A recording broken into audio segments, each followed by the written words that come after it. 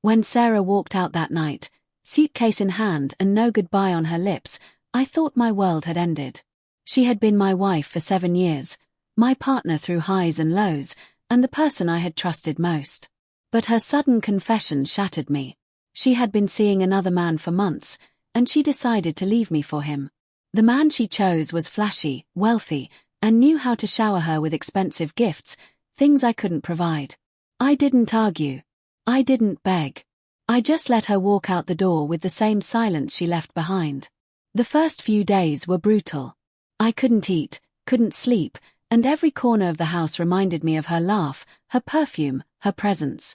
Friends tried to console me, saying I was better off without someone who didn't value loyalty. But those words fell flat. I replayed every moment in my head, asking myself where I went wrong. Had I failed to show her enough love? Had I worked too much? Or was it simply that I wasn't exciting enough compared to the other man? Then I did something that changed everything. I stopped looking at myself as the problem. I realized her choice wasn't about me lacking anything. It was about her greed and need for constant thrill.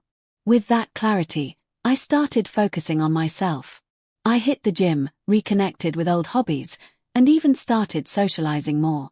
Slowly, my life began to feel lighter, freer, and strangely better without her. 2 weeks later, just when I was starting to feel like myself again, there was a knock at my door late at night. I wasn't expecting anyone, and when I opened it, I was stunned. Sarah stood there, makeup ruined by tears, clutching her purse like it was the only thing holding her together. Her eyes were red, her voice shaky, and she whispered, "Please, can we talk?" I let her in, though my heart was pounding with a mix of anger, pity, and curiosity. She sat on the couch, the same couch she had once lounged on happily as my wife, and she began to spill everything. The man she ran away with wasn't who she thought he was. He had been sweet and generous at first, but soon his mask slipped. He was controlling, manipulative, and only wanted her as arm candy. He didn't treat her with respect. He treated her like a possession. Sarah admitted she had made the worst mistake of her life. She said she thought leaving me would give her a more glamorous life, but instead she felt trapped and humiliated.